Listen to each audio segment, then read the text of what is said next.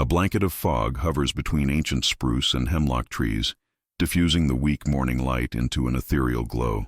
Droplets of moisture cling to every needle, creating a soft symphony as they occasionally fall to the moss-covered ground below. The air carries the unmistakable scent of wet earth, decomposing foliage, and the faint tang of salt from the nearby coastline. The forest ranger steps out of his modest cabin, steam rising from the coffee mug clutched in his weathered hand. Approaching 50, his face bears the distinguished lines of someone who has spent 2 decades reading the language of these woods. His uniform, faded green at the shoulders from countless hours under the sun, hangs comfortably on his lean frame. He breathes deeply, scanning the familiar tree line with eyes that miss nothing. 23 seasons in this remote sector of the Tongass National Forest had taught him to detect the slightest changes in his domain. The coastal rainforest of southeastern Alaska demanded respect, its beauty matched only by its capacity for danger. The ranger sets his mug on the porch railing and adjusts his radio. The morning check-in ritual grounds him, connecting this isolated outpost to civilization 40 miles away. Today marks the beginning of his final season before early retirement, a decision reached after long discussions with his wife, who had supported his career despite the long separations it entailed. Outpost 7 to dispatch. Morning check-in. Over. Morning Outpost 7. All quiet overnight. Weather warning for afternoon thunderstorms. Anything to report? Over.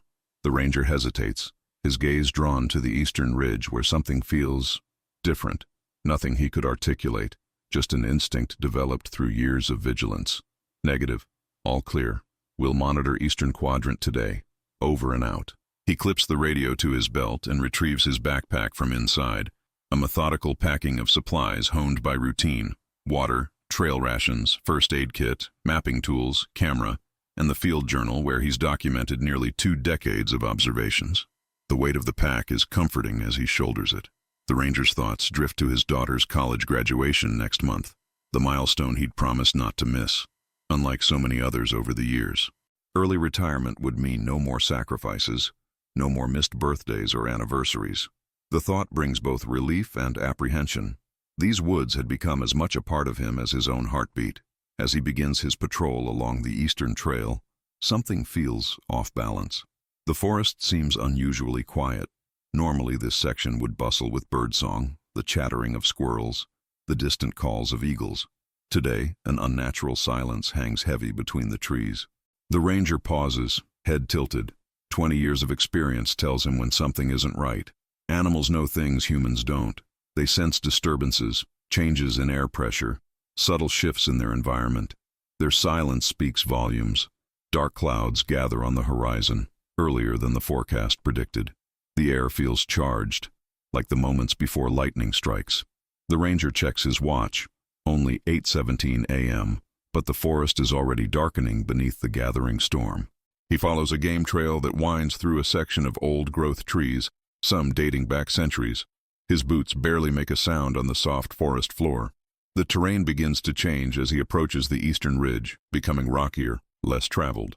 This area had been flagged for biological survey last season, but budget cuts had postponed the work. Now it falls to him to document any changes. A fallen tree blocks the established path, its massive trunk still green with life. The ranger examines the root system. Not storm damage or disease.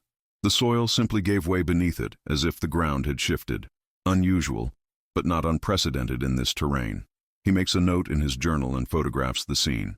Circumventing the fallen giant, he notices unusual tracks in the soft earth. Not wildlife, not hikers. The impression suggests heavy equipment, which shouldn't be possible this deep in the protected wilderness. Unauthorized access to this sector would require traversing 20 miles of challenging terrain, passing multiple checkpoints. The ranger kneels, running his fingers along the indentation.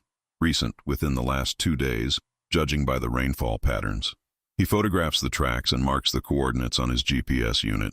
The clouds above darken further, and the first drops of rain begin to fall. The ranger pulls up his hood, undeterred. Something about these tracks draws him forward, off the established trail and into denser underbrush. His instincts, the same ones that had saved him during the wildfire of 2017 and the flash flood 3 seasons ago, urge him onward. As he crests a small rise, the forest opens into a clearing that shouldn't exist. Trees have been cleared, some recently judging by the fresh sawdust. At the center stands an unusual rock formation, a natural anomaly he's never documented despite multiple surveys of this quadrant.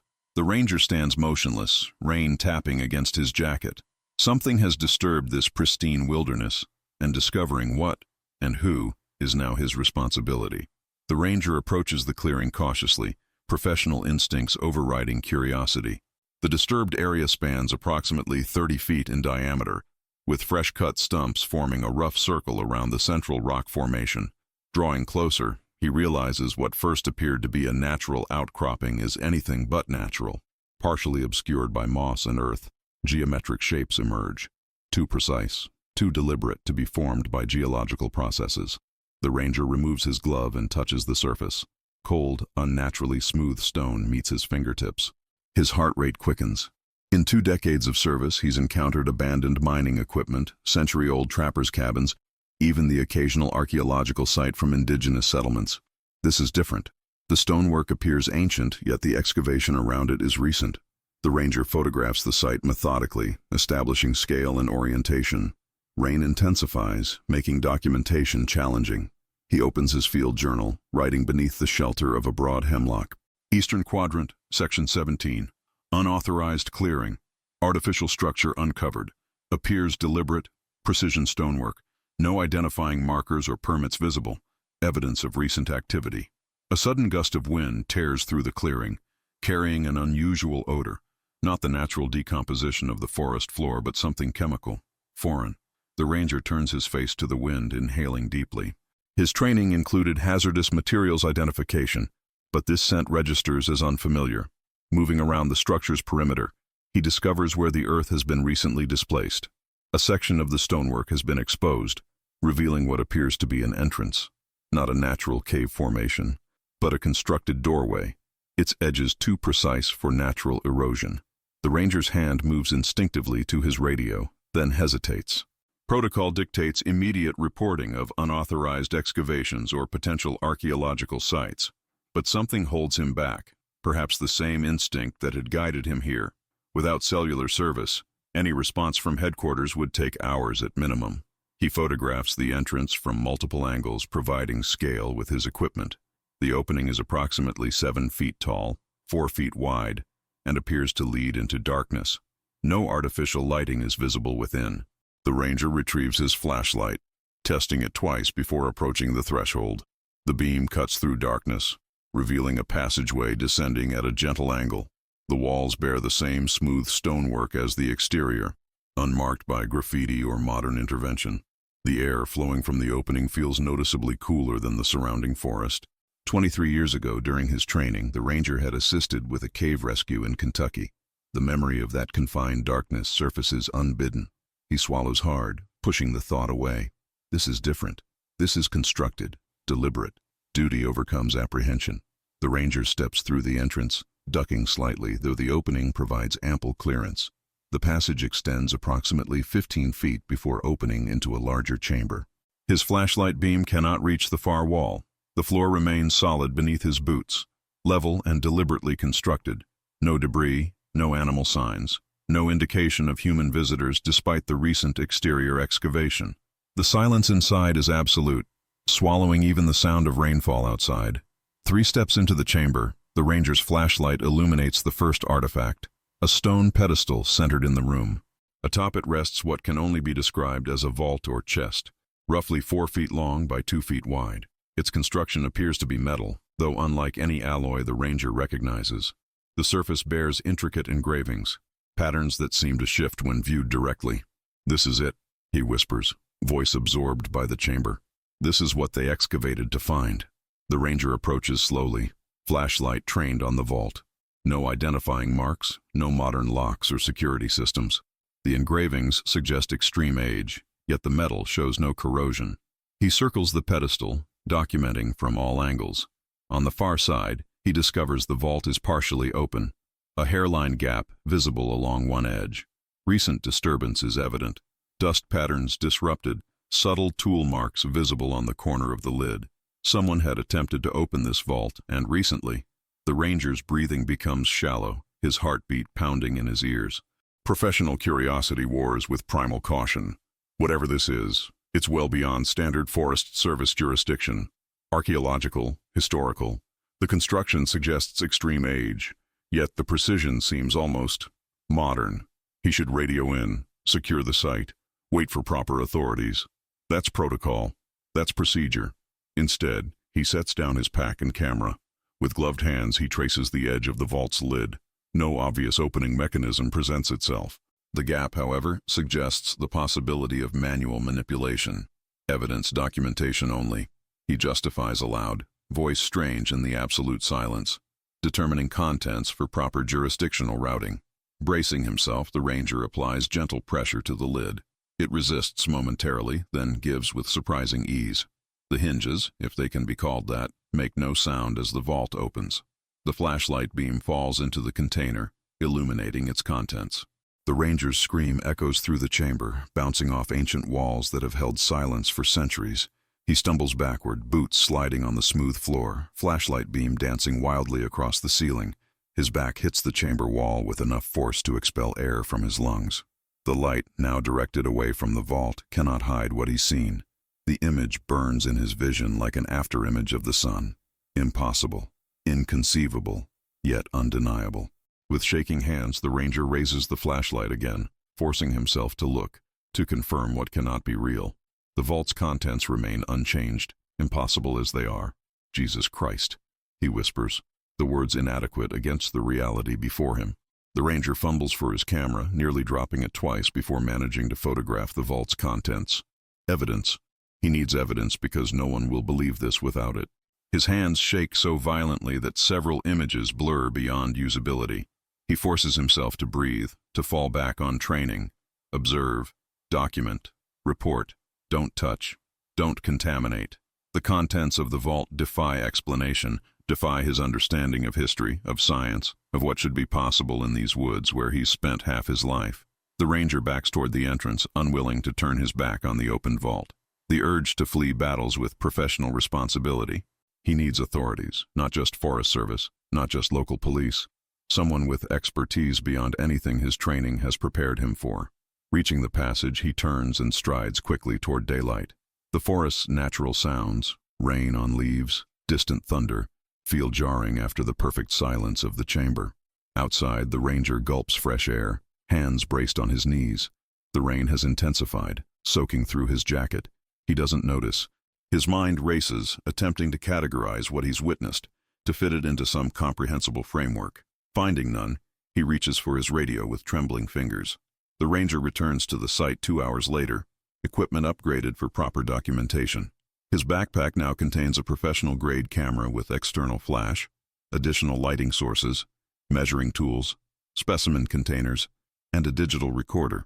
The trembling in his hands has subsided, replaced by grim determination. The initial radio call had gone exactly as expected. Skepticism, procedural questions, promises to send someone when available. The district supervisor had categorized it as a potential archaeological find, low priority given the current wildfire alerts in the western sector. Tomorrow, perhaps the day after. Standard bureaucratic delay. What he'd seen demanded immediate attention. The rain has stopped, though dark clouds still loom overhead. The clearing looks different in the strange afternoon light, more exposed, more obviously disturbed by human activity. Fresh boot prints crisscross the mud, some his own from earlier, others unfamiliar. The ranger photographs these new prints first, establishing scale with a ruler. At least 2 distinct tread patterns besides his own, both leading to and from the entrance. Recent visitors, possibly within the hours since his discovery. He enters the chamber with dual lighting sources this time, a powerful headlamp supplementing his flashlight. The additional illumination reveals details missed during his panicked first examination. The chamber extends further than initially apparent, with recessed areas along the walls. The construction is more sophisticated than any ancient site he's encountered in training materials. The vault remains open as he left it. Its contents, illuminated properly now, remain as impossible as before. The ranger sets up a portable work light, bathing the entire pedestal area in clinical brightness. No shadows to hide details, no darkness to blame for misperception. Within the vault lies what appears to be a body, but not human, not entirely. The proportions are wrong. The structure is wrong. The preservation is wrong. By any scientific understanding, organic material this ancient should have decomposed centuries ago. Yet here it remains, intact, undeniably real beneath his lights. The ranger photographs methodically, voice recorder capturing his observations. Subject appears humanoid but with significant anatomical deviations. Approximately 7 feet in length, skeletal structure visible through desiccated tissue, cranium enlarged, elongated, digit count non-standard for known primates, material resembling clothing or wrappings partially intact. He continues documenting, fighting to maintain professional detachment. This is evidence. This needs verification. This requires expertise beyond Forest Service training. The ranger examines the vault itself more carefully. The material resembles metal but lacks expected properties. No oxidation, no corrosion despite apparent age. The engravings, photographed with oblique lighting, reveal patterns similar to no language or symbolic system he recognizes. A secondary compartment becomes apparent along the vault's interior edge. Inside, the ranger discovers 3 objects.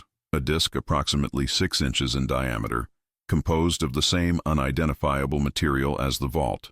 A crystalline structure roughly the size of his palm, translucent but with internal structures visible, and what appears to be a bound collection of thin sheets. Not paper, not animal hide, but something preserved despite extreme age. He photographs each item in situ before carefully transferring them to specimen containers. These will constitute his evidence when higher authorities inevitably question his report.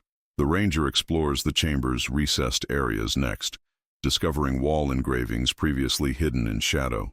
These depict scenes unlike anything in the historical record, structures inconsistent with indigenous architectural knowledge, figures with proportions matching the vault's occupant, celestial arrangements unfamiliar to his limited astronomical knowledge.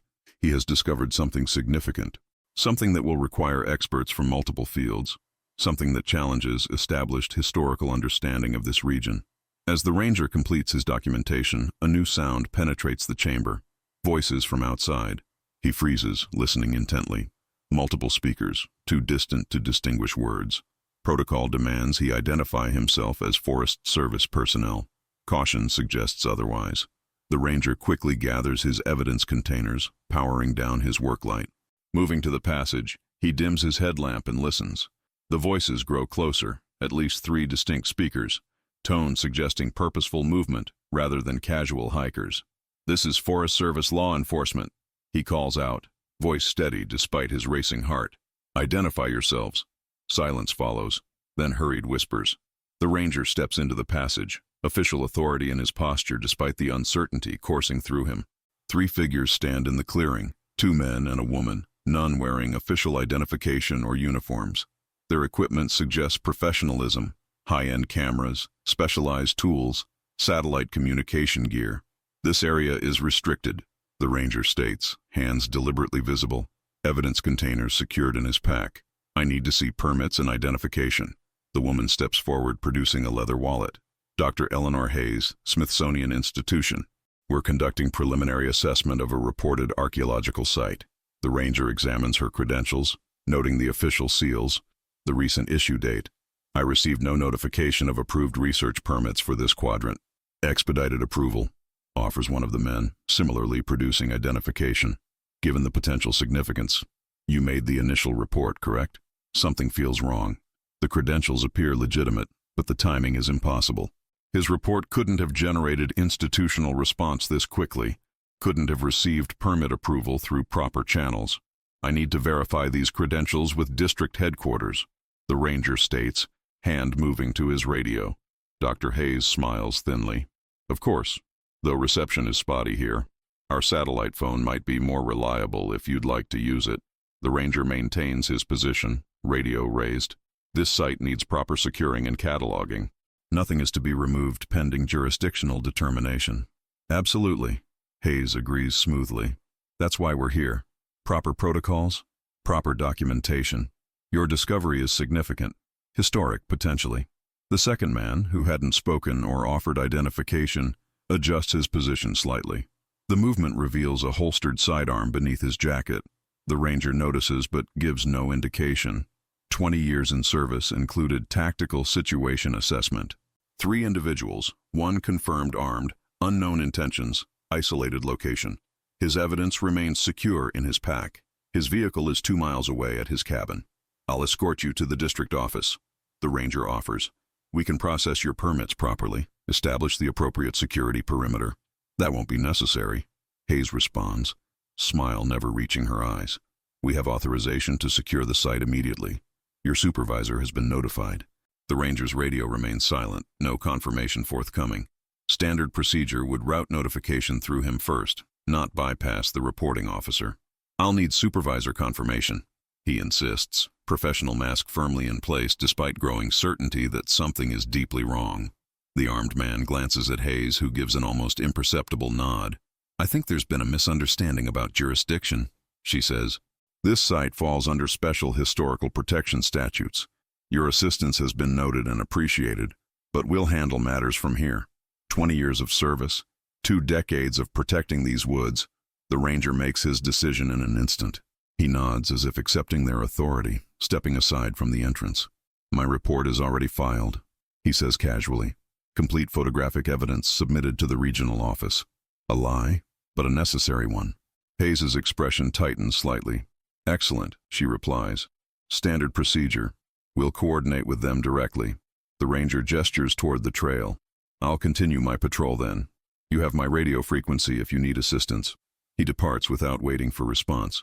Stride measured, unhurried, despite every instinct screaming to run. The evidence containers weigh heavy in his pack, proof of something beyond ordinary understanding. The walk back to his cabin takes 45 minutes at his deliberately normal pace.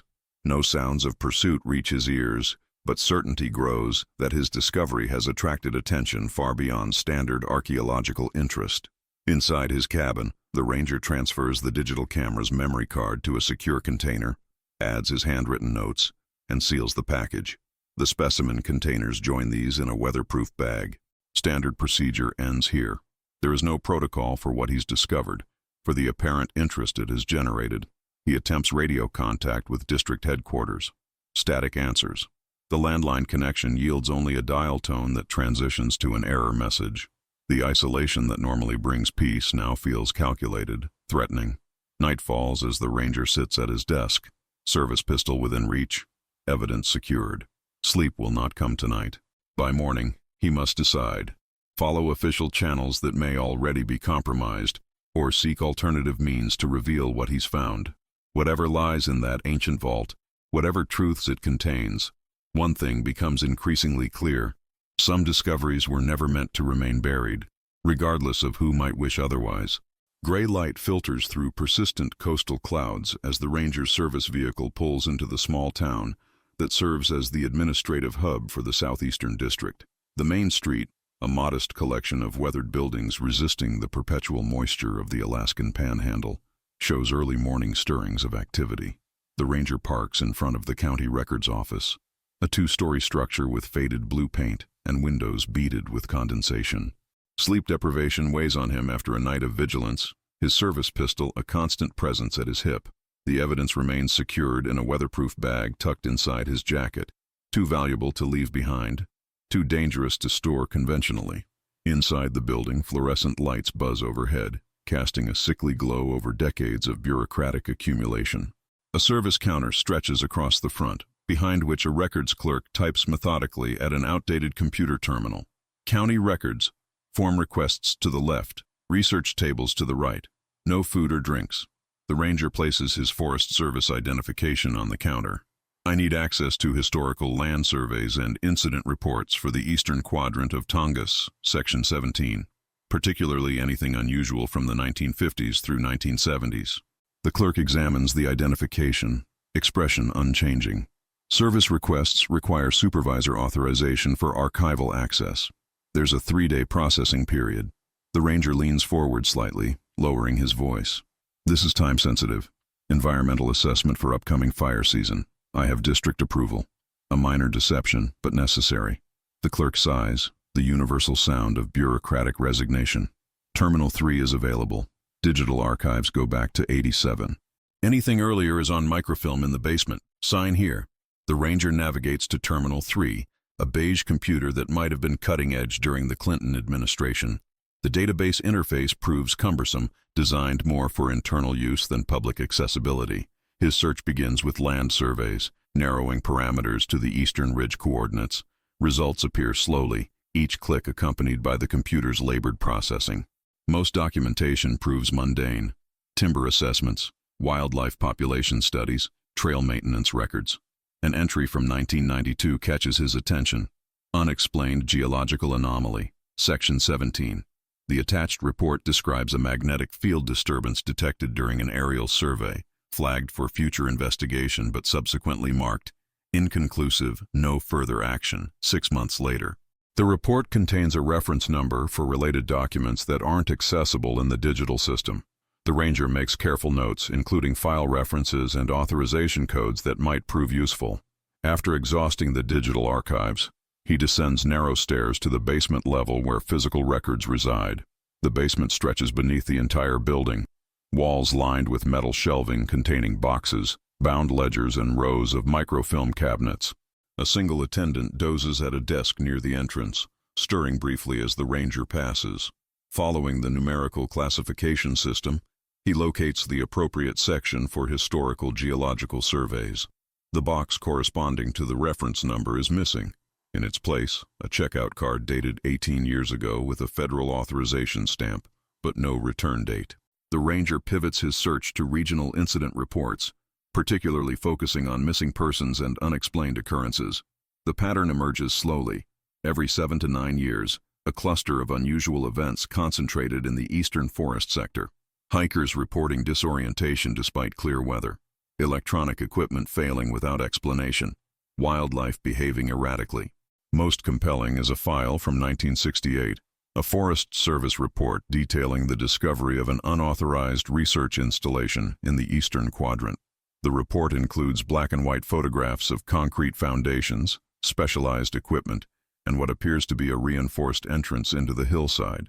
The final page notes the site was decommissioned and secured per federal directive, with all materials transferred to a military research facility 70 miles north. The ranger photographs these documents with his phone, careful to maintain proper sequence. The facility's designation, Marbleton Research Station, provides a tangible lead. At the records desk, he inquires casually about the facility. "I'm finding references to Marbleton Research, Environmental History Project.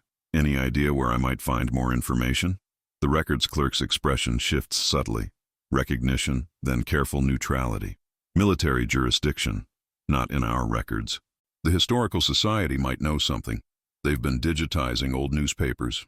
2 blocks down, next to the library. The Historical Society occupies a converted Victorian house, its interior transformed into a modest museum of regional artifacts and archives. A volunteer docent, a retired schoolteacher judging by her practiced explanatory tone, greets the ranger warmly. "Welcome to our little time capsule. Are you interested in our logging exhibition or the fishing industry display?" "Actually, I'm researching the Marbleton Research Station. Military installation, late 60s to early 70s. The docent's smile remains fixed, but her eyes darken slightly. "That's an unusual request. Not much tourism interest in that place." She leads him to a back room housing bound newspaper volumes and archival photographs. The official story was geological research, something about mineral deposits. It shut down suddenly in '74. There were rumors, of course.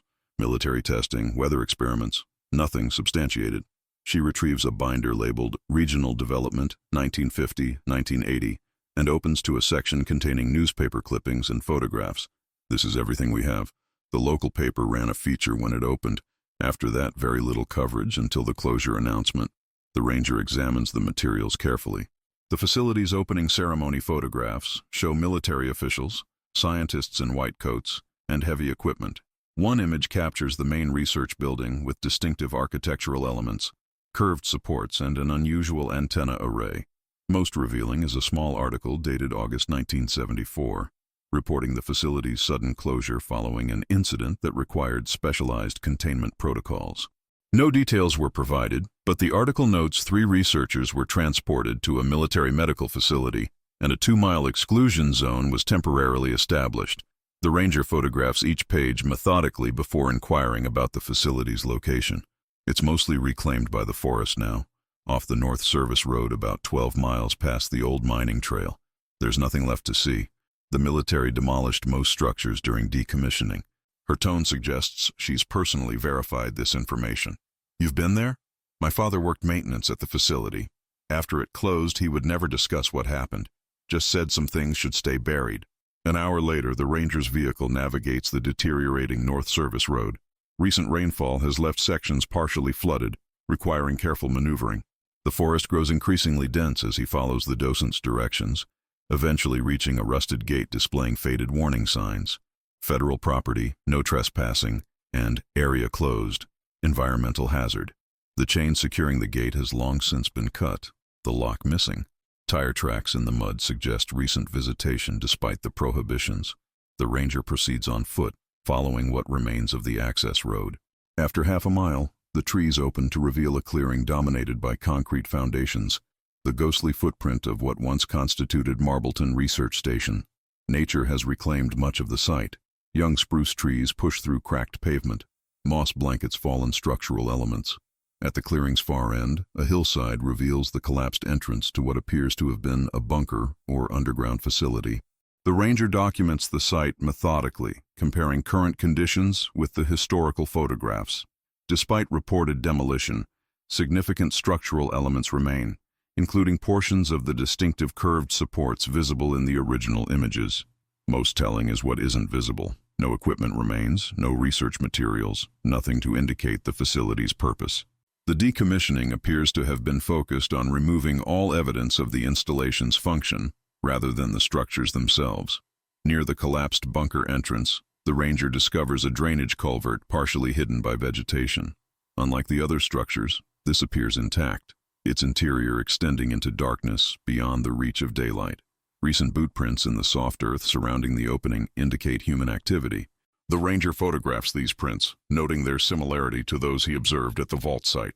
The connection solidifies in his mind. Whatever was discovered in the ancient chamber, whatever caused his scream of terror, appears linked to this abandoned research facility. As he prepares to investigate the culvert, his satellite phone vibrates, the first signal it has received since leaving town. The caller ID displays dispatch, but something instinctive warns him against answering. After 3 vibrations, the call ends, followed immediately by a text message. Status check required. Report to district headquarters immediately. The ranger pockets the phone without responding, attention returning to the culvert entrance. The message only reinforces his suspicion that official channels cannot be trusted. Whatever answers exist must be uncovered independently. The ranger returns to the ancient vault as dusk approaches, parking his vehicle 2 miles from the site and approaching on foot through dense underbrush. The forest feels different now, not just the familiar wilderness he's patrolled for decades, but a place of concealed secrets and deliberate obscuration. He circles the clearing twice before approaching, confirming no other visitors are present. The entrance remains as he left it, though subtle signs indicate others have come and gone. Displaced vegetation, a cigarette butt not yet softened by rain, boot prints partially obscured by fallen leaves. The ranger enters cautiously, dual flashlights illuminating the passage. The main chamber appears undisturbed, the stone vault still open. Its impossible occupant remains in place, the wrongness of its proportions no less disturbing upon second viewing. This time, with fear giving way to methodical investigation, he notices details previously overlooked. The chamber walls bear subtle markings, not just the engravings documented during his first visit, but what appear to be tooling marks inconsistent with ancient construction. Sections of the wall show different material composition, suggesting modification or expansion. The ranger documents these anomalies before examining the chamber's perimeter more carefully. At the rear, partially concealed behind a natural rock formation, he discovers what appears to be a modern addition, a metal door embedded in the stone, its surface designed to mimic the surrounding material. No obvious handle or opening mechanism presents itself, but close inspection reveals a small electronic panel nearly invisible against the textured surface. The technology seems incongruous with the ancient chamber, yet integrated with deliberate camouflage. Using a multi-tool from his pack, the ranger carefully pries at the panel's edge. It resists briefly before detaching, revealing a sophisticated electronic lock requiring both keycard and numeric code. The device's power indicator glows faintly, Active security in what should be an archaeological site. Too risky to force entry, for now. The ranger photographs the door and security system before turning his attention to the chamber floor. Careful examination reveals subtle differences in the stone composition, forming a distinct path from the entrance to the vault, then continuing to the concealed door. Following this path with a UV light reveals what normal illumination conceals, trace materials fluorescing under the specialized beam. He collects samples, securing them in evidence containers. The ranger's attention returns to the open vault. Its occupant, neither fully human nor recognizably alien, remains the central mystery. Professional caution wars with investigative necessity as he considers closer examination. Protected by nitrile gloves, he carefully documents the entity's anatomical anomalies, the elongated cranium housing what appears to be an enlarged brain cavity, the extra-jointed digits numbering 7 per limb rather than 5, the spinal structure suggesting adaptation to different gravitational forces. The material resembling clothing or wrappings yields under gentle pressure, revealing additional anatomical curiosities beneath. Most significant is what appears to be an implanted device where a human would have a sternum, a metallic object partially integrated with the surrounding tissue. The ranger photographs this discovery from multiple angles before examining the secondary artifacts collected during his first visit. The disc, approximately 6 inches in diameter, bears engravings similar to those on the chamber walls. The crystalline structure, when illuminated from beneath, reveals internal configurations resembling circuit pathways. The bound sheets, not paper, not hide, but something preservation-resistant, contain what appear to be diagrams and notations in an unfamiliar symbolic system. Some illustrations bear disturbing resemblance to human anatomy, but with deliberate modifications indicated. The ranger's documentation continues methodically until a sound freezes him in place. A metallic click from the concealed door, followed by the whisper of an electronic mechanism activating. He extinguishes his lights immediately, moving silently behind the stone vault. The door opens with pressurized precision, spilling clinical white light into the ancient chamber. 2 figures enter, technicians in specialized environmental suits bearing portable equipment. Their conversation, muffled by protective masks, reaches the ranger in fragments. Signal activation detected, approximately 4 hours ago. Still functional after all this time. Incredible preservation. The technicians approach the vault, seemingly unsurprised by its open state or its occupant. They deploy equipment around the perimeter, including what appears to be an atmospheric sampling device and multiple sensors. Contamination protocol. Level 3 precautions. Witness status. Being handled. Retrieval team dispatched. The ranger remains motionless, controlling his breathing as the technicians conduct their assessment. Their methodical process suggests routine. This is neither their first visit to the chamber nor their first encounter with its contents. After 15 minutes, they collect their equipment and retreat through the concealed door, which seals with the same pressurized hiss. Darkness returns, broken only by the faint glow of status indicators on devices they've left behind. The ranger waits 10 minutes before reactivating his headlamp at minimum intensity. The technician's equipment, 3 small monitoring devices placed strategically around the chamber, continues operating silently. He photographs these devices without touching them, then returns his attention to the concealed door. The electronic lock panel remains exposed from his earlier investigation. The technician's entry and exit confirm the system is active and regularly used. A decision forms. Following this investigation through official channels is no longer viable.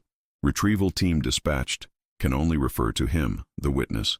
Whatever lies beyond that door connects the ancient vault to Marbleton Research Station, to decades of secrecy, to something significant enough to warrant immediate containment. The ranger completes his documentation, collecting additional evidence samples before departing. Outside, the forest has transitioned to full darkness, the overcast sky eliminating even starlight. He navigates by memory and occasional glimpses at his compass, avoiding the established trail.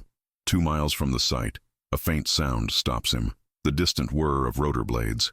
A helicopter approaches from the southeast, powerful searchlight sweeping the forest canopy.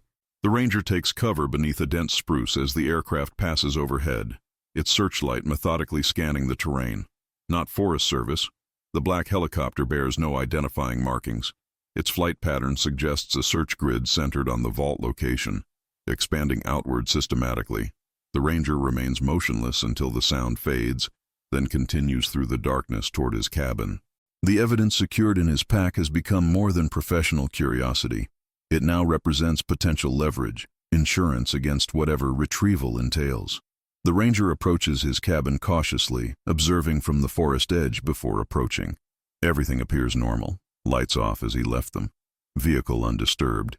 Yet instinct born from decades in the wilderness suggests disturbance, the subtle wrongness that indicates territorial intrusion. He circles the structure once, noting details.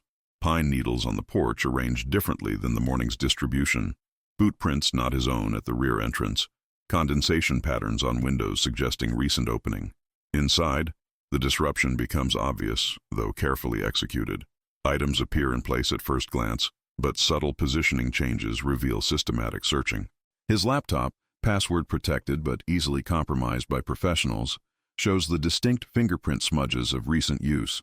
Most telling is what he doesn't find.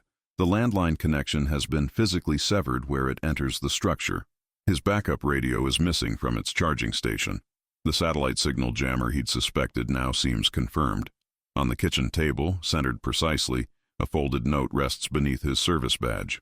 The message, printed in standard government font, contains no addressee or signature. Environmental Hazard Containment Protocol initiated. All personnel restricted from site pending decontamination. Report to District HQ for mandatory screening. Evidence collection unauthorized. Surrender all materials for proper handling. The ranger photographs the note before securing it as evidence. The intrusion confirms his suspicions. Official channels have been compromised at levels beyond the local district.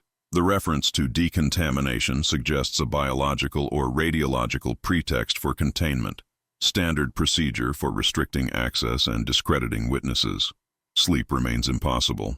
The ranger uses the remaining night hours to organize his evidence, creating multiple backups on encrypted drives concealed throughout his gear.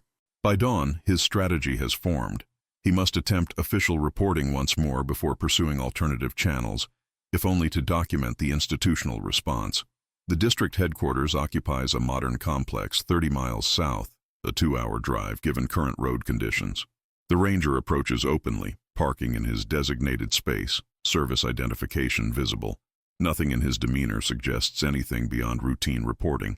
Inside, the administrative assistant greets him with rehearsed professionalism. The district supervisor's been trying to reach you. There's a situation in your sector requiring immediate attention. My communications equipment malfunctioned. I'm here to file an incident report. He's on a call but left instructions to send you in immediately. The district supervisor's office reflects his 27 years of bureaucratic advancement, awards and certifications covering walls, desk positioned to maximize perceived authority. He ends his call as the ranger enters, expression unreadable behind reading glasses. 3 missed check-ins. Unauthorized absence from your post. Explain. The ranger maintains professional composure, presenting a partially completed incident report form. Discovery of potential archaeological significance in Section 17, Eastern Quadrant. Attempted reporting but experienced communications failure. I've secured the site pending proper archaeological assessment. The supervisor's expression remains neutral, but subtle tension appears around his eyes. We received notification of potential environmental hazards in that sector. EPA has established temporary restrictions pending assessment. I observed no environmental hazards. The site contains what appears to be ancient structural remains and artifacts of historical significance. The supervisor removes his glasses, rubbing the bridge of his nose. A calculated gesture suggesting exasperation rather than actual fatigue. Reports indicate you removed materials from the site. That violates at least 6 federal protocols. The ranger notes the phrasing carefully. Reports indicate rather than direct accusation, creating plausible deniability. I documented the site according to standard archaeological procedures. All evidence has been properly preserved for authorized researchers.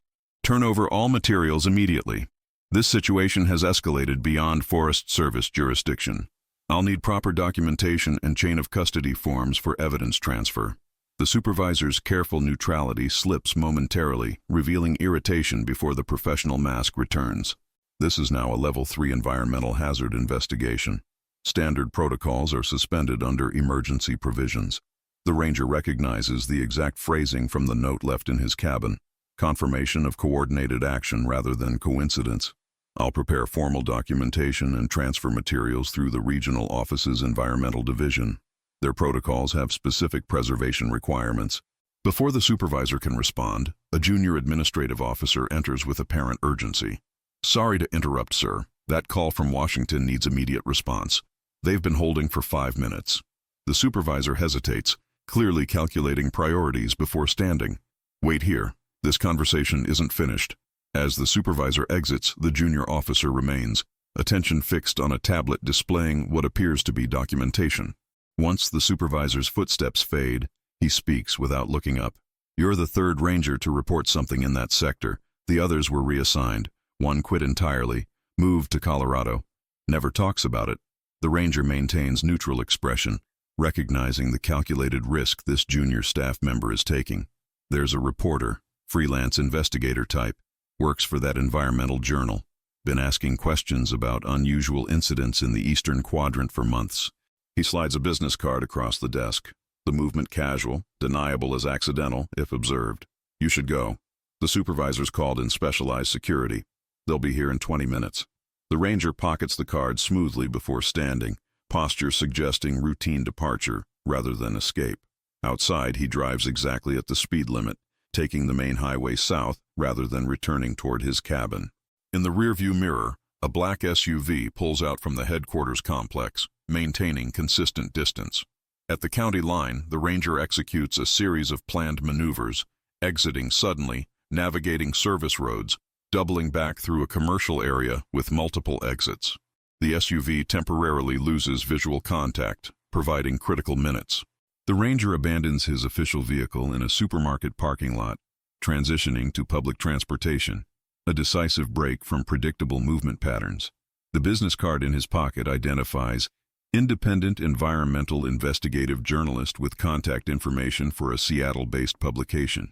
At a public library terminal, he sends a carefully worded email from a newly created account, researching regulatory compliance in Tongass Eastern Quadrant.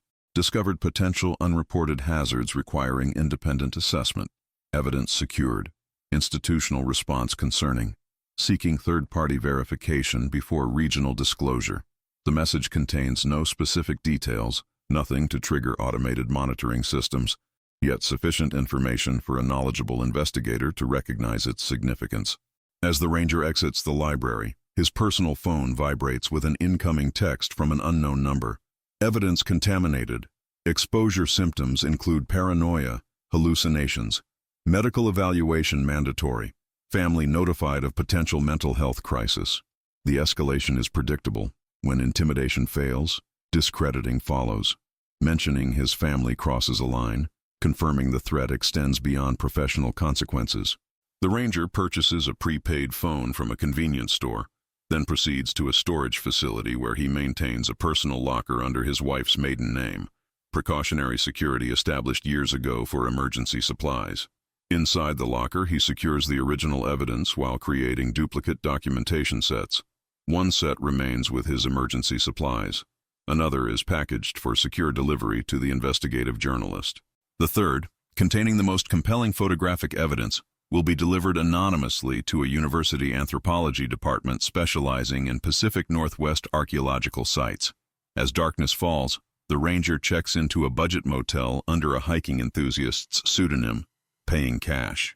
Tomorrow he'll make contact with the investigative journalist, the university researcher, and, most critically, arrange secure communication with his family before their home receives unexpected visitors bearing concerned expressions and official credentials.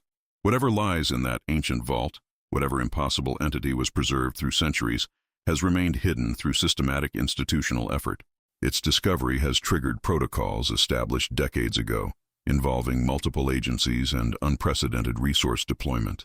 The ranger's decades of service, his careful adherence to procedure, his professional reputation, all now leverage against him. Yet these same qualities provide his greatest advantage. He knows the system from within, understands its procedures, anticipates its methods. The evidence secured in multiple locations ensures that what he discovered will eventually reach public awareness, regardless of what happens to him personally. The truth buried in the Ketchikan woods, protected by armed personnel and elaborate deception, will emerge into light. Whatever screamed from his throat upon first viewing the vault's contents, terror, disbelief, fundamental reality-shaking recognition, has transformed into resolute determination. Sleep has been minimal. Brief intervals between vigilant planning. The prepaid phone purchased yesterday remains his only secure communication channel. His official devices, likely compromised, remain powered off with batteries removed. On the desk before him, 3 sealed waterproof packages contain identical flash drives, each encrypted with different passwords. The Ranger inventories his equipment with practiced efficiency. Topographical maps of the Eastern Quadrant with handwritten notations, GPS unit with coordinates pre-programmed, digital camera with empty memory cards, night vision monocular liberated from his emergency supplies, and basic survival gear suitable for 72 hours in wilderness conditions. Most crucial is the compact satellite transmitter, a personal purchase made 3 seasons ago after the communications failure during the wildfire that nearly claimed 2 junior Rangers. Unauthorized for official use but essential for emergency contingencies. Today, it represents his most reliable connection to the outside world. The Ranger records a video using the prepaid phone, positioned to capture only his uniform without showing his face, a deliberate choice to focus on his professional capacity rather than personal identity. This statement serves as evidence documentation and testament of sound mind.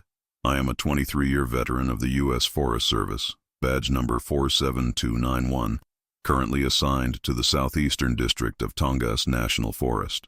What follows is factual reporting of discoveries made during routine patrol duties. He proceeds with a precise chronological account: the initial discovery, the vault's contents, the connection to Marbleton Research Station, the institutional response. His delivery remains measured, professional, focusing on observable evidence rather than speculation. I have documented these findings according to federal evidence protocols. Copies have been secured with multiple trusted parties to ensure independent verification. My professional assessment indicates deliberate institutional concealment of discoveries with profound historical and scientific implications. If this recording is being viewed due to my failure to maintain scheduled contact, I affirm that I undertook this final investigation willingly, understanding the potential risks. I have violated no laws or regulations beyond those necessary to preserve crucial evidence from improper containment. He concludes the recording, transferring it to multiple storage devices before composing a text message to his wife's sister, a corporate attorney whose skepticism of governmental overreach has been a recurring subject at family gatherings. The message contains no specifics, only an activation phrase established years ago during a hypothetical discussion about witness protection scenarios. Emma's scholarship paperwork needs your review immediately. Attached is a secure cloud storage link requiring facial recognition for access. Their pre-established protocol is clear. If this phrase ever arrived, his sister-in-law would secure his family first, legal consequences second. The Ranger has never anticipated actually using this contingency, but family emergency planning has always been his professional philosophy applied to personal life. A second message goes to his former training partner, now a regional supervisor in the Western District. Their decades of friendship have built unspoken trust, reinforced by mutual support through career challenges, personal losses, and the shared understanding that some situations transcend procedural boundaries. Weather conditions deteriorating in Eastern Quadrant. Historical anomalies require independent verification. Recommend remote assessment protocols if contact lost for 36+ hours. The code is subtle but clear to someone with shared background. A request for trusted intervention if he disappears. His former partner will understand both the request and the implicit warning to maintain operational security. Final preparations focus on physical readiness. The Ranger changes into non-official wilderness gear. Dark colors, multiple layers, reinforced hiking boots well broken but with minimal distinctive wear patterns. Nothing that would immediately identify him as Forest Service personnel. Nothing that would hinder silent movement through dense forest. He transfers essential supplies to a non-standard pack, black instead of the regulation green, with customized interior compartments for evidence collection and documentation equipment. Weight distribution is carefully balanced for extended movement without fatigue. The Ranger studies the satellite imagery obtained through Public Geological Survey archives, focusing on the area surrounding both the ancient vault and the abandoned research facility. The topographical patterns suggest the two locations connect beneath the surface, a ridge system with unusual electromagnetic properties according to geological surveys. If an operational center exists, logic suggests it would leverage this natural formation. His final action in the motel room is securing one evidence package beneath the ventilation unit, sealed in waterproof material with a delayed release information packet addressed to the investigative journalist whose card the junior officer provided. If he fails to return within 72 hours, hotel housekeeping will discover explicit instructions for delivery. The ranger departs before full daylight, avoiding main roads and surveillance cameras.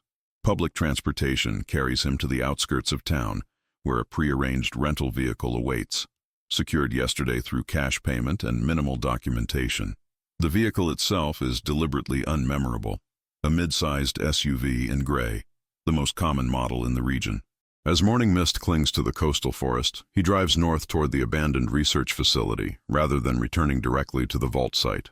Professional instinct suggests the facility offers the most viable access to whatever operational center still functions beneath the official abandonment. The ranger's expression remains composed, but his grip on the steering wheel betrays underlying tension. 23 years of service culminate in this deliberate breach of protocol, not for personal vindication, not for professional advancement, but for the fundamental duty that transcends organizational loyalty, the obligation to truth.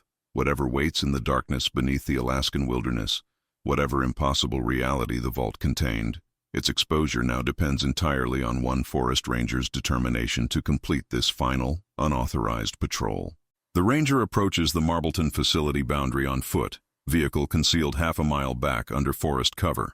The midday light barely penetrates the cloud layer, creating ideal conditions for inconspicuous movement. The perimeter fence, ostensibly abandoned decades ago, shows subtle signs of maintenance, newer cutting on vegetation, recently repaired sections disguised to appear weathered. He circles the facility rather than approaching directly, documenting periodic surveillance devices camouflaged as natural elements, a damaged tree trunk housing a camera, motion sensors disguised as rock formations. The technology is sophisticated but recognizable to someone trained in wilderness security protocols. The drainage culvert discovered during his previous visit remains the most viable entry point. The ranger observes it from concealment for 20 minutes, confirming no obvious surveillance before approaching. Recent activity is evident, boot prints showing regular passage, the surrounding vegetation deliberately undisturbed to maintain appearances of abandonment. Inside the culvert, he advances methodically, documenting every transition from abandoned infrastructure to maintained systems. Approximately 200 feet in, the character of the passageway changes. Subtle reinforcement of walls, installed lighting fixtures disconnected but with recent maintenance indicators, modern ventilation systems disguised as structural elements. The passage descends gradually before intersecting with a larger tunnel bearing hallmarks of deliberate construction rather than drainage functionality. The ranger photographs these transition points, documenting the sophisticated camouflage techniques connecting abandoned surface structures to active subterranean systems. After navigating multiple branches, always choosing paths showing recent human passage, he encounters the first definitive evidence of current operation.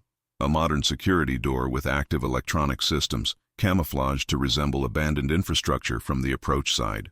The ranger documents this boundary before examining the security system. Unlike the sophisticated camouflage of the passages, this represents conventional restricted area protection, standard government keycard access with PIN verification. The system matches what he observed at the concealed door within the ancient vault chamber. Rather than attempting to breach this barrier, the ranger continues his perimeter assessment, discovering an alternative access point, a ventilation shaft with service access panels. The most recent maintenance date stamped inside the panel reads 3 months prior. The shaft dimensions allow tight but viable passage. The ranger secures his equipment before navigating the confined space, documenting junction points and system layouts. The ventilation network provides limited visibility into multiple areas of the facility: laboratory spaces, storage areas, what appears to be living quarters. Most significant is what he observes through a ventilation grate overlooking a large central chamber, a space that combines modern research equipment with elements resembling the ancient vault's architecture. At the chamber's center stands a structure identical to the stone vault he discovered, though this one remains sealed. Surrounding this duplicate vault, technicians in specialized containment gear conduct what appears to be non-invasive scanning procedures. Wall displays show data streams and what unmistakably resembles anatomical diagrams matching the entity from the original vault. The ranger documents this operation thoroughly, capturing not only the activities but the facility layout, security protocols, and personnel movement patterns. Most crucially, he photographs documentation visible on workstations, project identification codes, classification levels, authorization hierarchies. A digital screen displays what appears to be a timeline, entries dating back to 1947, with significant markers in 1968 and 1974, corresponding to the Marbleton facility's official operation. Most recent entries show heightened activity following what's labeled Containment Breach, Eastern Quadrant, dated to his discovery of the original vault. The ranger's position provides limited audio, but fragments of conversation reach him through the ventilation system. Genetic analysis confirms consistency with the Roswell specimens, but advanced developmental stage, time differential in the stasis field explains the anatomical maturation. The implant designs have evolved significantly compared to the crash retrievals. Perimeter breach containment remains priority. The witness has evidence that contradicts the official classification. The ranger continues documentation, moving through the ventilation system to capture different perspectives of the operation. The central chamber connects to multiple specialized areas. What appears to be a medical facility, containment units, and a secure vault room where additional artifacts are visible. Most disturbing is a laboratory where what appear to be partial reconstructions of the entity's anatomical features are being cultivated in specialized containment units. The genetic manipulation implications are clear. Whatever was discovered is being actively studied for potential applications. As the ranger navigates toward what appears to be a data center, his movement dislodges accumulated dust in the rarely used service sections of the ventilation system. A momentary cloud drifts through his beam, most dispersing harmlessly into the filtration system. Several particles, however, drift through a grate into a sensor zone. An alarm activates immediately, not the blaring emergency system expected in breach scenarios, but a contained alert directed to security personnel. The ranger documents the response through the ventilation grate as security protocols activate. Containment breach in Section 7. Biometric anomaly detected in ventilation system. Full facility lockdown initiated. The ranger retreats through the ventilation shaft as security personnel deploy with specialized detection equipment. His documentation is complete, the evidence secured, but extraction now becomes the priority. The ventilation system transforms from infiltration pathway to potential trap as security protocols systematically seal sections. He navigates toward maintenance access points using structural knowledge gained during approach documentation. The security response remains methodical rather than panicked. These personnel are trained for containment rather than conventional intruder response. Reaching a junction near the original entry point, the ranger encounters his first direct confrontation, a security technician opening a maintenance panel directly in his path. Their eyes meet momentarily before the ranger employs non-lethal defensive techniques from Forest Service training. The technician is incapacitated efficiently, his security credentials and communication device now valuable extraction tools. The ranger uses the acquired credentials to access a secondary exit route, an emergency evacuation tunnel designed for personnel evacuation during containment failures. The irony of using containment breach protocols to escape a facility dedicated to containment isn't lost on him. The evacuation route emerges in a secondary structure 200 yards from the main facility perimeter, a maintenance building disguised as abandoned storage. Security protocols have activated here as well, but the ranger's appropriated credentials bypass initial barriers. Outside, facility personnel have initiated search patterns. Vehicle movement suggests perimeter containment deployment, standard procedure for high-security facilities. The ranger uses natural cover to document this response, photographing vehicles, personnel, and deployment patterns before retreating into the forest. His wilderness navigation skills, honed through decades in this specific terrain, provide advantage over tactical teams designed for facility security rather than forest operations. The ranger employs counter-tracking techniques, using stream beds, rock formations, and natural terrain features to obscure his trail. Pursuing security personnel communicate via radio frequencies monitored through the appropriated communication device. Their coordination is professional but reveals operational limitations. Thermal imaging ineffective due to dense canopy. Switch to ground tracking protocols. Priority remains evidence containment. Subject identified as Forest Service personnel with 20+ years terrain experience. Maintain communications blackout. No external agencies. This remains internal containment only. The ranger exploits these limitations, using terrain knowledge to navigate toward his concealed vehicle, while creating misleading indicators, suggesting movement in opposite directions. The pursuit remains persistent but increasingly dispersed as teams follow contradictory signs. 3 hours into the pursuit, approaching dusk, the ranger reaches his vehicle undetected. The facility response remains contained within a 5-mile radius of the research center, focused on establishing perimeter control rather than wider alert protocols. This operational constraint confirms his assessment. Whatever organization manages the facility prioritizes secrecy above capture. Official channels remain unused, local authorities uninformed, legitimate Forest Service personnel uninvolved. The containment remains internal, invisible to conventional oversight. The ranger activates his vehicle methodically, using Forest Service routes not indicated on public maps to bypass likely containment checkpoints. His extensive knowledge of seasonal maintenance schedules identifies access roads unlikely to be included in facility security protocols. As darkness falls completely, he navigates out of the eastern quadrant, evidence secured, documentation complete. The facility pursuit continues behind him, expanding search parameters based on incomplete information, while he moves steadily toward exposure protocols established during preparation. The ranger's expression shows focused determination rather than fear. The pursuit represents expected resistance to revelation rather than unexpected complication. His decades of professional experience, ironically developed in service to the same government now attempting to contain his discovery, provides the exact skill set required for successful extraction. By midnight, he crosses into the neighboring county, beyond the immediate reach of facility containment protocols. The evidence is secured, the documentation comprehensive, the exposure inevitable. Whatever secrets lie beneath the Ketchikan wilderness have remained hidden for decades behind institutional barriers, now irrevocably breached by one forest ranger's methodical determination. The ranger sits at an outdoor table, position selected for maximum situational awareness. Back to wall, multiple exit routes visible, public surroundings providing witness protection. His appearance has been modified. Civilian clothing, cap shadowing features, nothing connecting him to Forest Service identity. The investigative journalist arrives precisely at the arranged time, professional punctuality rather than anxious earliness. Her appearance suggests practical field experience rather than office-bound reporting. Hiking boots beneath professional attire, weather-appropriate layers, equipment bag suggesting regular wilderness documentation. No introductions are exchanged. The ranger slides a sealed envelope across the table, maintaining eye contact rather than speaking immediately. The journalist examines the envelope's exterior before responding. Your message referenced environmental regulatory violations. That's typically EPA jurisdiction, unless it involves protected wilderness. What you'll find transcends jurisdictional boundaries.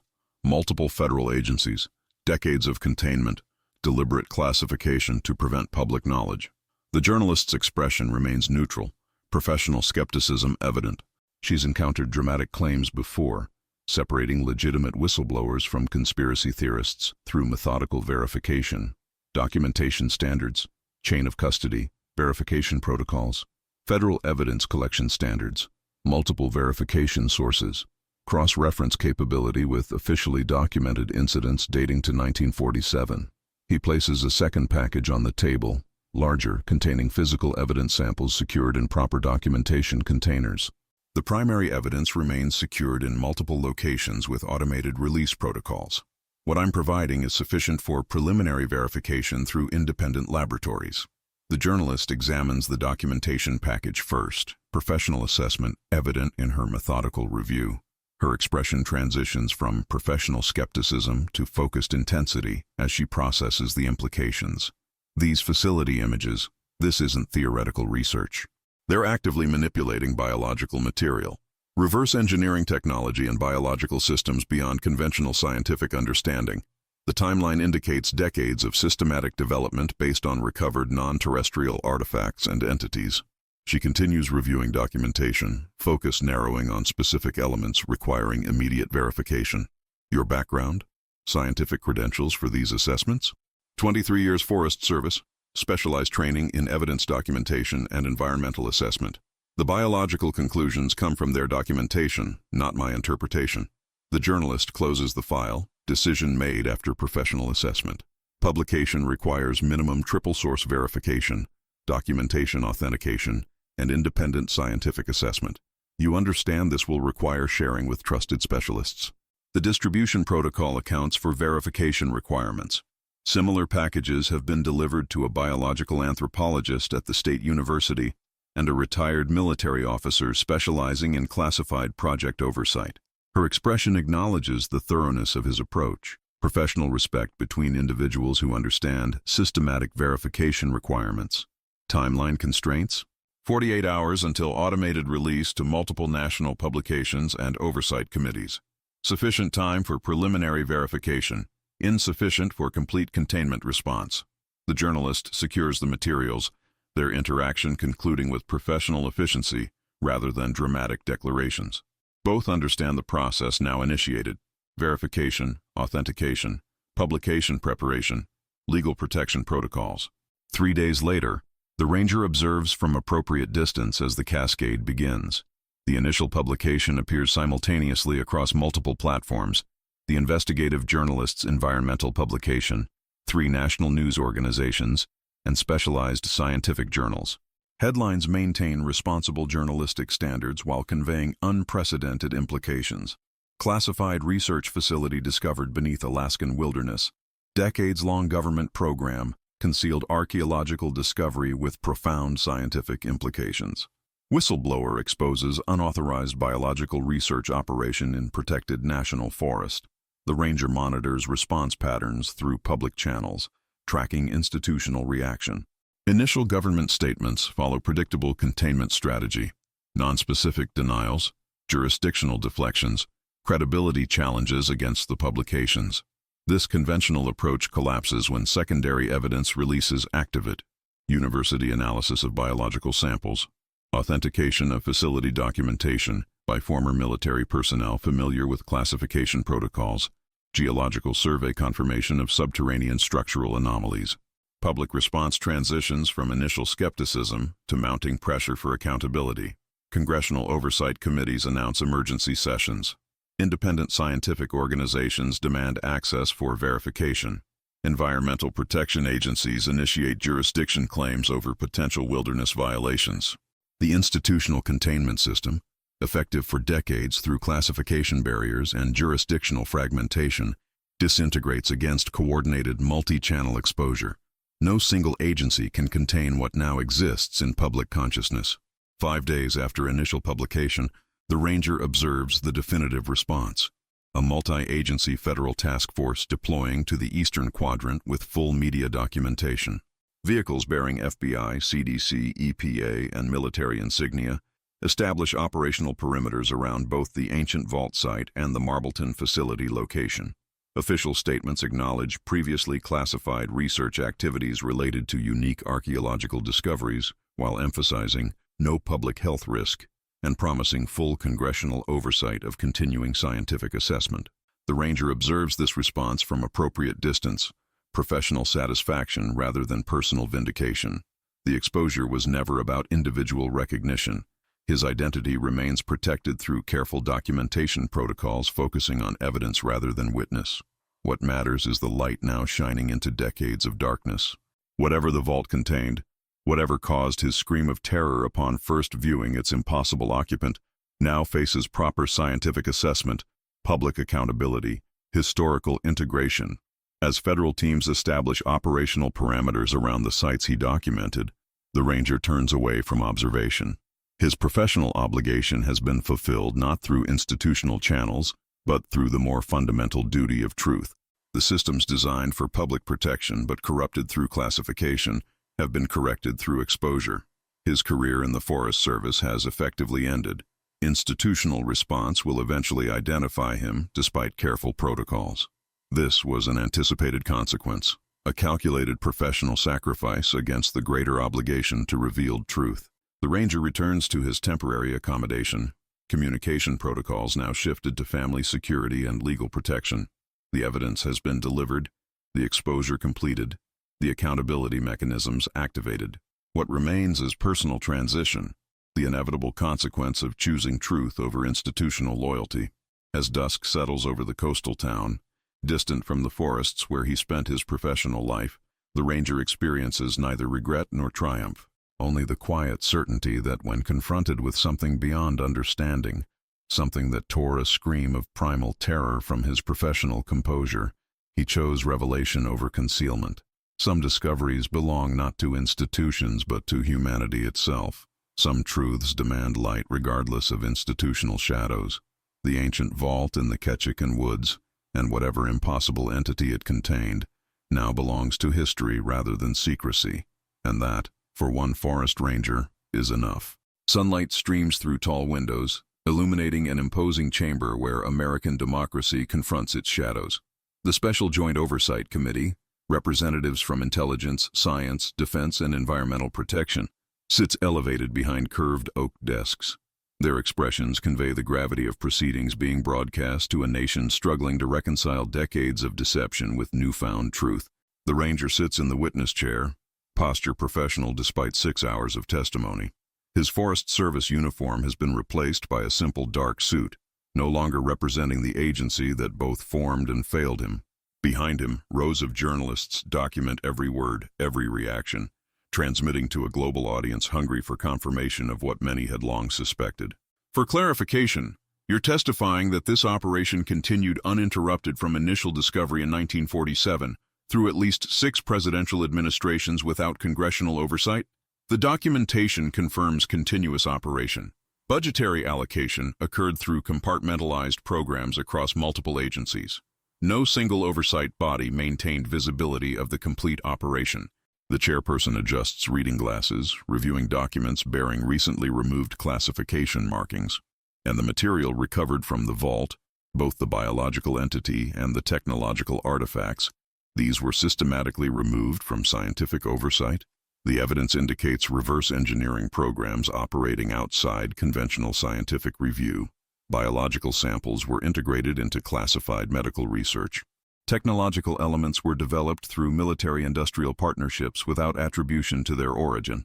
The chamber remains silent as implications settle across those present. On display screens throughout the room, images from the now secured facility confirm the ranger's testimony. Laboratories, containment units, documented experiments spanning decades of classified operation. The preliminary investigation has identified 37 researchers and security personnel who have disappeared from the program over 5 decades. The special prosecutor has indicated these cases are now being treated as potential homicides related to containment protocols. Would you concur with this assessment based on your observations?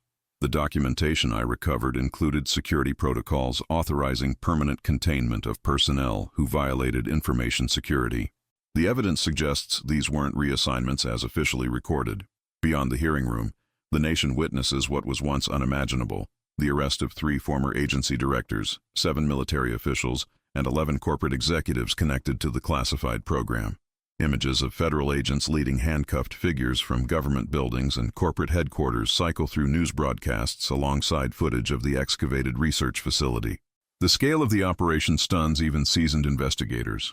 What began as one ranger's discovery in the Ketchikan woods has uncovered a sprawling institutional architecture designed for secrecy rather than accountability.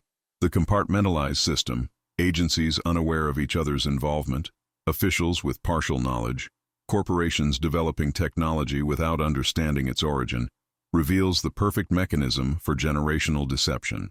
Public reaction transcends political divides, uniting a fragmented nation in shared outrage. Congressional phone lines collapse under unprecedented call volume. Protests outside implicated corporate headquarters draw participants across demographic boundaries. Religious leaders, scientific authorities, and cultural figures struggle to integrate the revelations into existing frameworks. Most significant is the international response. Similar whistleblowers emerge across continents, revealing parallel programs, comparable discoveries, interconnected research. What began in the Alaskan wilderness expands into global recognition of shared concealment, of humanity's collective inheritance hidden by institutional barriers. In the small coastal town nearest to the discovery site, impact manifests differently. The regional economy transforms overnight as federal operations establish massive investigative presence. Hotels reach capacity with scientists, investigators, and media personnel. Local businesses struggle to manage sudden demand. Residents find themselves navigating roadblocks, security checkpoints, and constant helicopter traffic. Community response divides between economic opportunity and lost tranquility. Some embrace the attention. Others mourn the wilderness now crawling with officials and equipment. Most significant is the division between those who had suspected something hidden in the eastern forest, local legends, unexplained incidents, unusual restrictions, and those shocked by revelation. The historical society docent who had directed the ranger to the abandoned research facility testifies about her father's decades of silence, his nightmares after facility closure, his warnings about what lay beneath the forest floor. Her testimony opens the door for others: maintenance workers with unexplained health issues, security personnel retired under unusual circumstances, local officials pressured to ignore environmental violations. 3 weeks into congressional hearings, the special prosecutor announces criminal indictments against 43 individuals on charges ranging from unauthorized human experimentation to environmental crimes, from misappropriation of federal funds to conspiracy against constitutional governance. The charges represent the most significant government accountability case in American history. The President addresses the nation from the Oval Office, acknowledging institutional failure while promising comprehensive reforms. The systematic deception uncovered in the Alaskan operation represents a fundamental betrayal of public trust. While initiated during an era of existential fear, its continuation through decades of peaceful governance cannot be justified. I have authorized the establishment of an independent truth commission with full investigative authority and unlimited access to previously classified materials. The ranger watches this address from temporary accommodations provided by witness protection services. His expression remains neutral, professional assessment rather than personal vindication. The institutional acknowledgement matters less than the truth now irreversibly exposed to public consciousness. Most significant among the announced reforms is the establishment of the Transparency in Scientific Discovery Act, legislation requiring all research derived from non-conventional sources to undergo public scientific review, regardless of national security implications. The Act specifically prohibits classification of fundamental scientific discoveries that impact human understanding of our place in the universe. As congressional hearings continue, as indictments expand, as international cooperation develops, the ranger's testimony remains the foundational element, the catalyst that transformed decades of institutional secrecy into unprecedented public accountability. Alaskan flags snap in the coastal breeze as dignitaries gather on manicured grounds. The ceremony, officially designated for Distinguished Service to Public Truth, represents the state's acknowledgement of moral courage against institutional pressure. Folding chairs accommodate government officials, media representatives, and selected citizens, while security personnel maintain discreet perimeter presence. The governor approaches the podium, expression solemn beneath silver hair that has witnessed decades of political navigation. Today transcends partisan positioning, the acknowledgement of ethical truth-telling beyond political calculation. In the tradition of our state, where wilderness demands honesty and survival requires facing reality without flinching, we gather to recognize exceptional moral courage. The revelations beginning in our forests have transformed national understanding, initiated global reconsideration, and demonstrated that individual conscience remains our strongest protection against institutional failure. The ranger sits among the front row, uncomfortable with ceremonial attention. His preference for wilderness solitude, for observation rather than participation, remains evident in his contained posture. The formal commendation certificate in his hands feels less substantial than the pine needles, soil samples, and field observations that defined his career. When confronted with something beyond conventional understanding, when facing institutional resistance to uncomfortable truth, this dedicated public servant chose the harder path of revelation, not for personal gain, not for professional advancement, but for the fundamental belief that public service means serving truth above all. The ceremony continues with official proclamations, with presentation of the state's highest civilian honor, with respectful acknowledgement of professional sacrifice. Throughout, the ranger maintains composed humility, accepting recognition while redirecting attention toward broader implications. When invited to speak, his comments focus not on personal vindication but on institutional reform. This recognition belongs not to one individual but to every person who chooses truth over comfortable deception. What I discovered represents not just concealed history, but systematic failure to trust public wisdom. The greatest disservice of classification wasn't hiding reality, but assuming citizens couldn't handle its implications.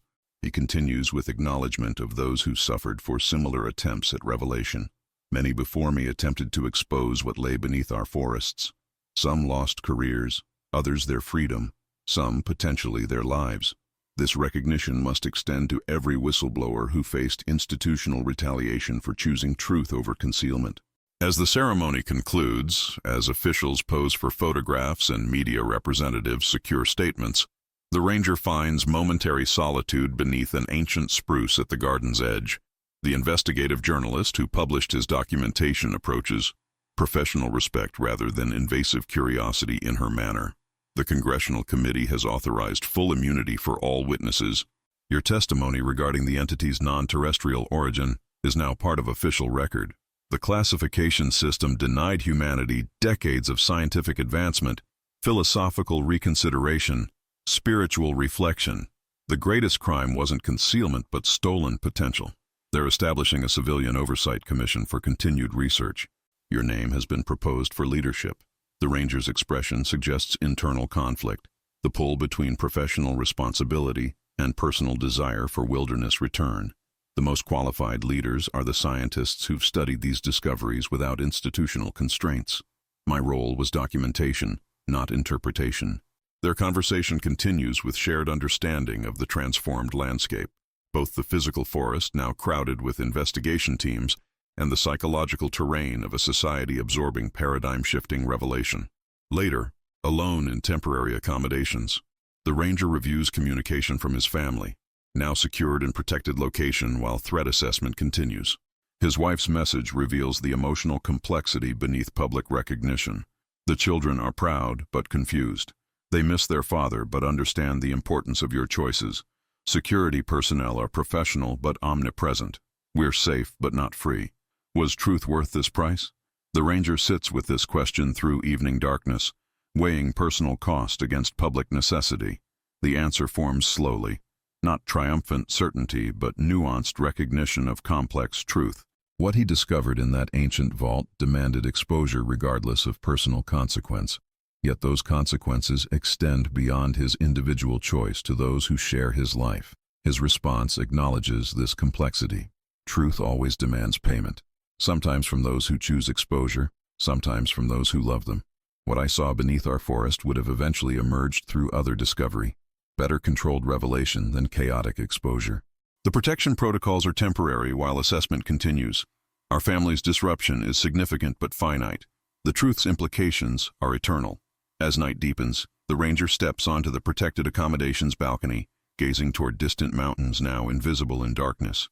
The recognition ceremony, the public accolades, the official commendations, all feel less substantial than his connection to the wilderness that both revealed and concealed the truth he exposed.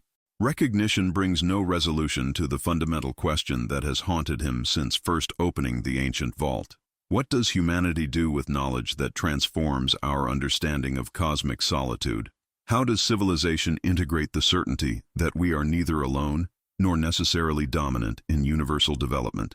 These questions extend beyond one forest ranger's professional capacity, beyond governmental oversight, beyond scientific classification. They belong now to human consciousness itself, the true recipient of recognition for truth that transcends institutional boundaries. Afternoon sunlight filters through institutional blinds as the ranger sits across from the regional director, the highest-ranking official to survive accountability investigations, uncorrupted. The conversation continues a negotiation between professional reinstatement and personal redirection. The reform department needs experienced personnel who've demonstrated ethical priority. Your reinstatement would include advancement to policy development, oversight of transparency protocols, implementation of the new classification guidelines. My experience is field observation, wilderness management, environmental protection. Administrative oversight doesn't align with those skills. Your actions demonstrated something beyond technical qualification, ethical clarity, institutional courage. Those qualities are exactly what reform requires. The ranger considers this assessment, weighing responsibility against personal inclination. His 23 years of service created identification with the organization despite its failures, the complex loyalty of someone who recognizes institutional flaws while believing in fundamental mission. I'll consider temporary advisory position focused on transparency implementation, field-based rather than administrative, practical application rather than policy development. This compromise acknowledges both institutional need and personal requirement. The ranger's connection to wilderness remains his professional foundation despite transformed context. What he witnessed in the ancient vault, what he exposed through methodical documentation, changes his perception but not his fundamental connection to the forest that revealed these truths. 3 months later, the ranger navigates familiar terrain, the eastern quadrant now transformed by investigation infrastructure. Federal operations have established comprehensive presence around both the vault site and the research facility, with specialized containment structures, scientific laboratories, and security perimeters. The ranger's modified role grants access beyond conventional restrictions, his documentation experience and site knowledge providing unique perspective for transparency protocols. His presence represents accountability bridge between past concealment and current revelation. As he observes the vault chamber, now illuminated by proper archaeological lighting, documented by scientific teams, protected by transparent protocols, the ranger experiences complex emotional response. The terror of initial discovery has transformed into contemplative assessment. The impossible entity remains preserved as found, but context has shifted from secrecy to study, from concealment to careful examination. The research director, a university archaeologist with specialized focus on anomalous discoveries, approaches with professional respect rather than institutional defensiveness. Your documentation provided crucial baseline for uncontaminated assessment. The preservation techniques employed in this vault exceed any known historical capability for the region, or for any human civilization at estimated construction period. Has analysis confirmed the entity's origin? Genetic sequencing confirms non-terrestrial development pathway. Anatomical structure suggests adaptation to environmental conditions inconsistent with Earth's evolutionary history. The implanted technology integrates with biological systems in ways beyond current medical capability. This confirmation, official, scientific, transparent, provides validation beyond personal vindication. The ranger's documentation, his methodical evidence collection, his professional risk-taking established foundation for revelation that might otherwise have remained containable. The dating protocols indicate this vault was sealed approximately 12,000 years ago, corresponding with significant climate transition and multiple extinction events. The working hypothesis suggests long-term observation presence rather than single visitation. The ranger absorbs these implications, connecting archaeological assessment with his own observations of both the vault and the classified research facility. The continuity suggests something beyond isolated discovery, ongoing relationship between humanity and whatever intelligence created both the vault and its preserved occupant. Later, alone at the original discovery site, the clearing now expanded into comprehensive research installation. The ranger experiences momentary connection with his professional past.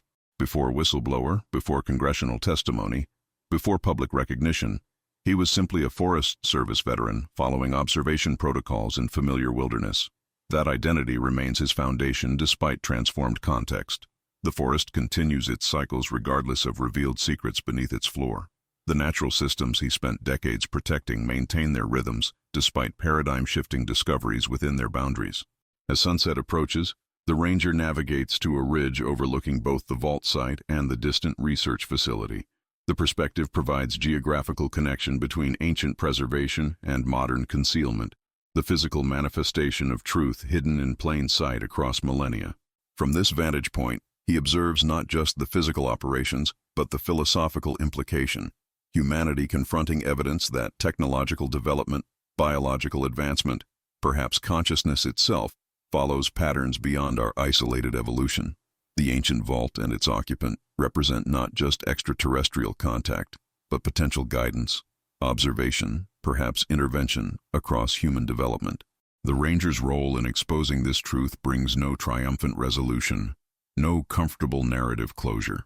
The questions raised extend beyond his professional capacity, beyond scientific classification, beyond philosophical framework. What remains is the fundamental obligation fulfilled, truth revealed despite institutional resistance, reality exposed despite systemic concealment.